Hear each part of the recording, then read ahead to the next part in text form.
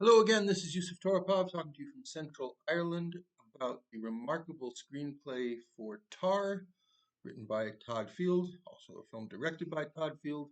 And we're taking a close look at how this script leverages Hemingway's Iceberg Theory to compel repeat viewings. And again, if you take a moment to just check online, you will find that there are many people who have seen this movie multiple times and have strong opinions on what they've seen.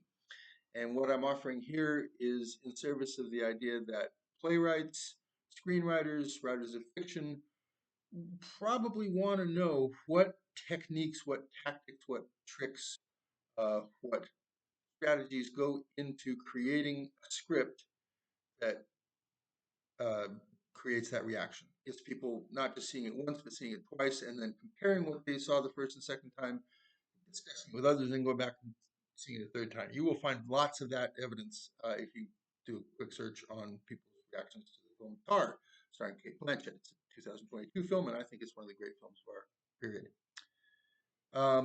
What I want to talk about today briefly is the fact that in the iceberg theory, when it's deployed uh, in a really masterful way, this is the theory of omission, the theory of adding by subtracting, subtracting explanations, subtracting clear cause and effect uh, relationships. One of the things that happens in that narrative framework is that we deliberately leave the audience feeling a little bit unbalanced, a little bit challenged, a little bit confused. Not so confused that it feels random or pointless and undesigned, but confused in a good way. Like, where is this going? What is this adding up to? How is this actually making sense?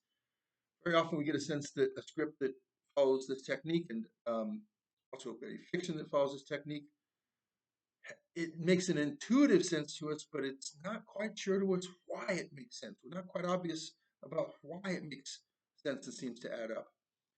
And that effect is one of the things that Todd Field achieves with this extraordinary work, Tar. I would argue, too, that there's a classic Ernest Hemingway short story called Big Two-Hearted River that is the primary exemplar of this slightly disorienting manner of storytelling. You can read that story and know there is something bothering this guy, but not be quite sure what it is until maybe you're three-quarters of the way through it, at which point you're going to go back and start again and read it again with maybe a deeper understanding of some of the problems this guy has had as he's been camping. Anyway, today I want to talk about this sense of purposeful ambiguity, strategic ambiguity, quite intentional ambiguity. And I want to point out that this happens uh, in a really fascinating way in Todd Field's scripts because he uses three different openings for this film. And it's hard to say which is the actual opening of the movie.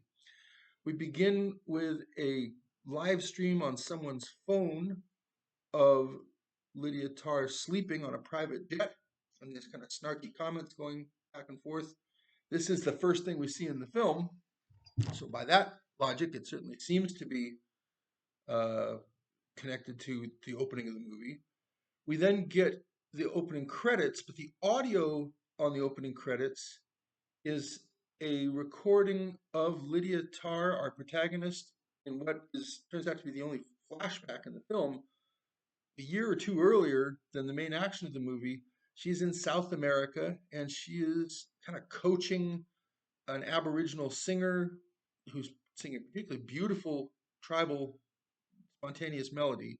She's coaching this female singer to deliver this amazing improvisational melody as the credits play. And by the way, all the people who are involved in the making of the film are featured by name in this section of the movie. They don't come at the end in this film, they come right here.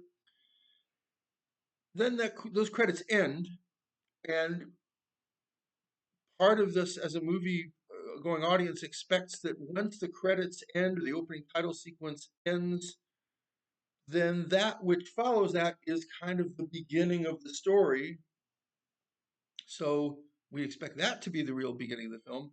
And what we see is Lydia Tarr preparing to make an entrance. We might imagine that she's preparing to make an entrance to conduct a piece of music, because we know this is a film about a conductor the very first time.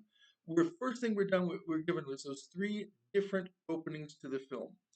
And in the next video, I'll explain to you what each of those openings is doing and why Todd Field wants to use them in such a way as to leave us a little bit disoriented as this movie begins. Next time.